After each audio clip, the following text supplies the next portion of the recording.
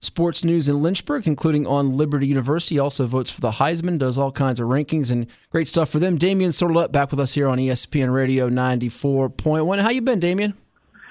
Doing pretty well, Matt. Been a little downtime since covered the last football game for Liberty back in last weekend of November against Army, and it's been fun. And right now at the Charlotte Douglas International Airport, waiting for the flight to Mobile in a couple hours, and then have some fun weekend down there on the Gulf Coast and get a chance to watch a pretty good football game on Saturday. That's right. Nothing beats waiting for the connecting flights before the holidays for a bowl game, huh? No, I mean, especially a 3-hour layover between and Charlotte, so plenty of time to kill. And I'm glad you reached out and helped me pass time here talking some Liberty football. Well, it's our pleasure. I'm going to get you on next time when we know we do the top 25 rankings. You do it for college football and get to vote on that. I'm going to get the top 25 Damien Sordelett airports at one of these episodes as well. You can rank them for us. Oh gosh, I've been through a few of them. I know Charlotte and Atlanta are the most the connecting flights for me. So. But I've been to a few of them, and a few that I definitely rank high, and a few that definitely put at the bottom of, hey, I don't want to fly through there ever again. I can imagine. Well, Eastern Michigan 7-5. They played Old Dominion in a bowl game 5 years back, Bahamas Bowl. They're taking on this Liberty Flames team at 7-5 here in the LendingTree Bowl in Mobile Saturday night. Flames a 9.5-point favorite for this one, and it's been an interesting year. I think when we spoke right before Old Dominion played back on our Saturday program. A few months ago, the feeling was if this Liberty team got to like a one loss, maybe the Ole Miss game, if they started to run the table, they'll get a lot of attraction both as a program, much like they had a year ago when they knocked off Virginia Tech, and even Malik Willis could have a Heisman campaign. Would you call this, I don't know that disappointing or underwhelming would be the right phrase, but in some ways, this year's definitely not what last year was for them? Yeah, I would say so, and just based on the win-loss, that's an accurate assessment. But if you look at last year's schedule, 10-game regular season, they only played one team that went to a bowl game, and that was NC State. And, of course, Virginia Tech could have gone to a bowl game, but they voted not to. This year, they had 7 teams on their schedule that are in bowl games. And they closed the season with 3 teams that are in bowl games in Ole Miss, Louisiana, Lafayette, and Army. So the schedule was definitely more beefed up. The fact that they had to wait till after playing week 10 to get a bye, and they had all 6 road games, in that stretch. That's pretty daunting for any team. It doesn't matter if you're, say, Alabama or even, UMass or Akron or one of those teams that are nestled near the bottom, in the FBS. So, they had a pretty more challenging schedule this year. And, Hugh Freeze said at the beginning of the year, success could be 7 or 8 wins.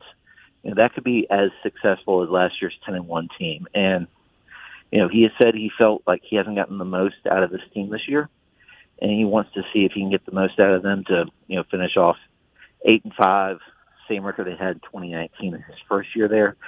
Built some momentum going into 2022, which will be the last year for Liberty as an independent before moving to Conference USA. Well, it also feels like they could be a couple plays away from being that 8-9 or 10-win team because they beat Old Dominion 45-17, but then they had that 24-21 loss to Syracuse. They were 5-1 and lost to UL Monroe 31-28 on a late 53-yard field goal. They really haven't been the same, I think, since that point. And granted, the schedule did get beefed up towards the end, right? Yeah, the both those games you alluded to, Syracuse and ULM, they definitely shouldn't have lost. They had all the momentum against Syracuse, and then got stopped 4 times inside the 5-yard line and, couldn't put ahead the go-ahead touchdown. And then, of course, Syracuse gets a late turnover and turns it into the game-winning field goal. And then ULM was just one of those quarters where, for the third quarter, they were just disastrous. No points on offense. I think they barely had 1 or 2 yards on offense and give up 28 points. I mean, you just can't do that, especially against a ULM team that, frankly, has not really played well for the last few years, and you can credit Terry Bowden for turning that program around. But they honestly should be 9-3. But sometimes it's hard to win college football games, and sometimes teams especially at home find that extra boost late in games, and that's what Syracuse and ULM had, and that's something Liberty has definitely learned from. And they haven't been in those fourth quarter situations the last 3 weeks of the year, and hopefully they can learn from it and be in better position against Eastern Michigan in order to pick up a bowl win and prove to 3-0 and joined App State as the only teams since transitioned from FCS to FBS to open their tenure in FBS with 3 straight bowl wins. Yeah, it'd been a nice little feather in the cap for the Flames of Liberty under Coach Hugh Freeze. We're talking with Damien Sordelett, who covers them for the News in Advance in Lynchburg. You can follow him on Twitter at Damien Sordelett. Check out the website, newsadvance.com. It's the 757 at 6 on ESPN Radio 94.1. And for whatever mock drafts mean here in December, Todd McShay has Malik Willis among his 5 quarterbacks going in the first round. The ESPN prognosticator, I think he has the Broncos taking him. For Malik Willis, who's had another fine year, over 2,600 yards passing, 24 touchdowns, did have the 12 intercepts to go with 820 yards rushing and another handful of rushing TDs. Has your opinion of him in terms of his draft stock and overall play, Damien, increased, decreased, not changed at all? And how much does this bowl game, you think, matter to him? This matters to him because he's even said, he doesn't want to end his time at Liberty with a loss. He wants to get a win, and that's important to him. And he's in a position where he could have easily opted out of this bowl game and prepared for the draft, and no one would have blamed him. But he wants to go out the right way, and I think that says a lot about his character and who he is, in regards to what he means to Liberty. But there's so many things this year where he's been sacked 50 times, and the easy thing would be is look at the numbers. He'll look at those numbers and say it's all the offensive line's fault. But there's a lot of times where he's holding on to the ball 6, 7, 8 seconds when instead of getting it out quick, he's holding it, trying to make a play happen. And, that's part that scouts see that, he's not being decisive with getting the ball out quickly and trying to hit a receiver for, maybe a 5 or 6 yard gain instead of trying to extend the play for like a 20, 30 yard gain. That's been one of the things that's been a little disappointing with me is seeing the fact that he's trying to extend plays instead of staying within the offense. And I think that's something that scouts have seen, and probably why instead of being, the premier quarterback in the class with his skill set and his physical abilities, he's, hovering in that lower part of the top 5 because of that decision-making process, and something he needs to drastically improve on, if he wants to be successful at the next level. Yeah, certainly the bowl game and what he does after that could gauge whether he ends up staying in the first round or maybe dropping a round or 2 there with the NFL draft looming for him. And you mentioned the defense there and him getting sacked 50 times. Is this a game where Liberty's defense is going to kind of dictate things because so much attention's on Willis? And I'm not quite sure Eastern Michigan's defense statistically matches up with Liberty. What do you think in terms of the overall matchup? Is it going to be about Liberty's defense or more the offense here? It's got to be Liberty's offense has got to score points.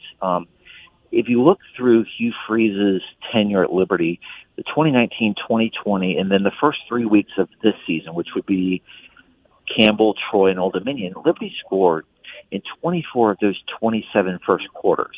And most of those were on the opening drive of the game. So they were setting the tone, they're getting on the board earlier, and they're making the other team have to try to rally back, and that plays into Liberty's defense's hands. These last 9 games, they haven't scored in the first quarter 7 times in those 9 games. And that's something you can't do, especially in a bowl game where, you're on a neutral field, and if, one team has some momentum, it's hard to get that back in a neutral site setting, especially when the crowd's going to be about 50-50.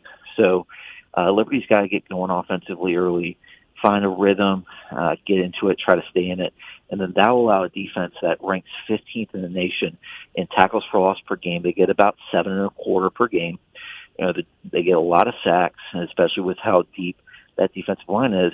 Liberty's offense got to show up. The defense, which ranks 11th in the nation in total defense for the second straight year, they're going to get their plays. They're going to make their plays. They're going to get sacks. They're going to get pressure and hopefully get some turnovers on the back end. It's just got to be the offense got to get some points early and force Eastern Michigan to have to play catch up and kind of abandon the run. And if that can happen, Liberty's got a good chance to come away with a win. I'll get you out on this one, Damien. Appreciate you coming on tonight. Hugh Freeze signs a new deal that will net him, I think, $4 million annually through 2028. There was some grumblings he might bolt for one of these bigger coaching jobs out there. There is going to be life after Malik Willis for the Flames, and yesterday was National Signing Day. I think they inked 17 new players from 11 different states, only one guy from the Commonwealth of VA. So as we turn the page beyond this bowl game, what's your feel of this squad post Malik Willis as Hugh Freeze continues to try to build things?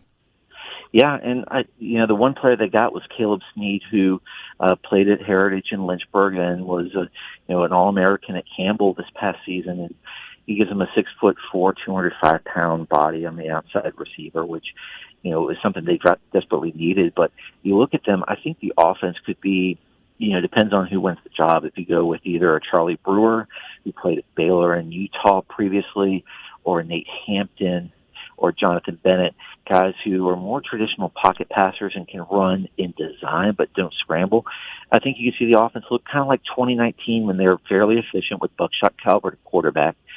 But if you go with a Caden Salter, the transfer from Tennessee, you could have a guy who can scramble and extend plays and do all that stuff. So I think Liberty's got, 4 good quarterbacks that they can tailor the offense around no matter the style. Hugh Freeze has shown that he can tailor his offense to fit the quarterback style. They got the pieces around them. They're going to retool the offensive line, which is something that, frankly, is needed. And then, they got good pieces coming back on defense. So I think Freeze signing that extension, which in part was, since Liberty's joining Conference USA, you have to give them incentives for winning conference championships each year and all that stuff. And there's an easier path to the college football playoff if they do expand. So I think that's why the extension was proposed. So that way you get that in there. So that way it gets some more incentive to stay because he has those bonuses added to the contract instead of just keeping him on the independent contract for where Liberty is and will be for next year. So I think Liberty's in good shape, and they saved some scholarships for the February signing period. So if more guys enter the transfer portal or some high school kids, fall through the cracks that Liberty can snag, I think they'll be able to beef up the class and get considerably better heading into 2022. Damien Sordelett from the News in Advance in Lynchburg. Always a pleasure, my friend. Enjoy your time in Alabama, and I'm sure we'll catch up again soon. Happy holidays. Absolutely, Matt. Happy holidays to you.